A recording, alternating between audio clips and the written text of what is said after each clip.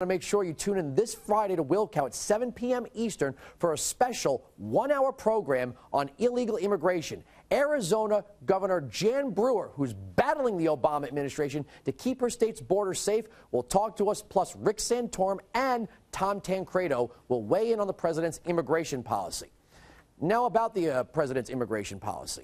I'm not sure if we should be referring to it as a policy so much as it's not something that was approved by Congress.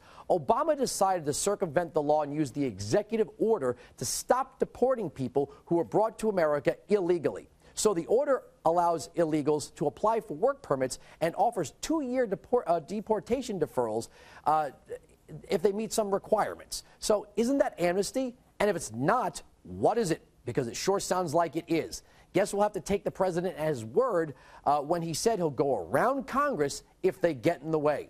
As you would guess, a lot of people aren't happy with Obama's move on immigration, and one of them is a friend of my radio program making his first appearance on TV with me, Iowa Congressman Steve King, who plans to sue the administration over the new rules for illegals, and he joins us from his home state. How you doing? Representative King. I am doing fine, Andrew. Good to be on with you on some video. Yeah, it's good. It's good to talk to you while sort of face to face. Just speaking straight up of the Constitution, I know for you, because you and I have talked about this, this is not about politics. This is about the Constitution. I know that you're delaying your efforts until after the election, but when it comes down to it, they could say whatever they want about you or any conservative in the House of Representatives. This is about the Constitution and the president's authority under Article 2. Well, it is clearly, Andrew, and in this state in Iowa, I went through this in the past when then Governor Tom Vilsack thought he could rewrite the civil rights section of Iowa law by executive order. And I stepped up within 48 hours and said, I will sue the governor. We went to court, and the case of King versus Vilsack is in the books, and the court vacated his executive order. That laid the foundation for me when President Obama decided he was going to suspend immigration law, create 4 classes of people, and then grant them amnesty in each of those 4 classes, and direct U.S. Citizenship Immigration Services to produce a work permit that he creates out of thin air that has no basis in law. And everything that allows people to be in the United States legally, unless they are natural-born citizens, is all manufactured by Congress. It's laws written by Congress, signed by a previous president.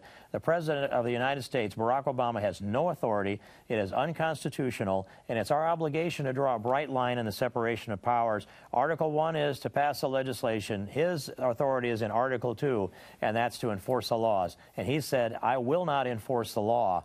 And that is a direct challenge to the Constitution and to the United States Congress, and we've got to defend it.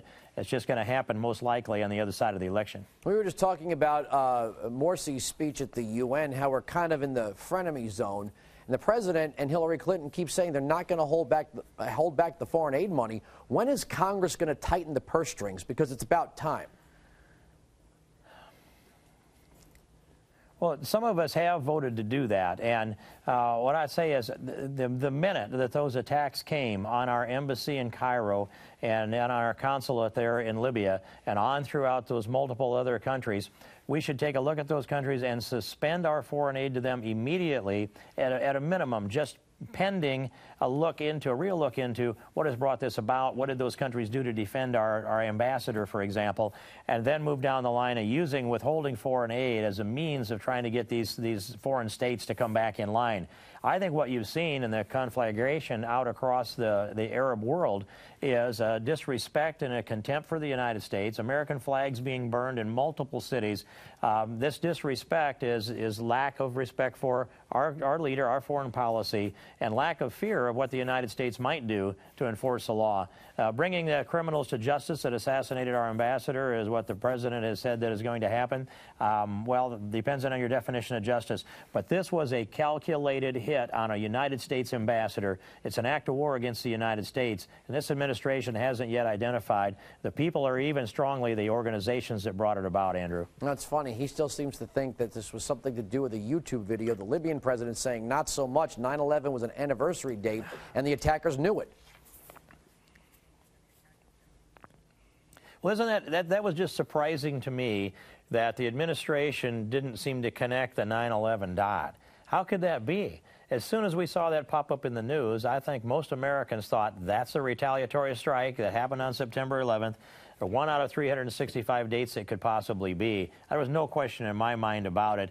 And then when you think about how the intel and the inside went, and for the administration to send out Ambassador Rice the following Sunday to try to tell Americans that it was just a spontaneous eruption in a city and it was more or less a mob action that assassinated our ambassador, shows their level of contempt for the intelligence of the American people. I didn't buy that line, and neither did about 80% of the American people. Those that are honest with themselves did not buy that line, Andrew.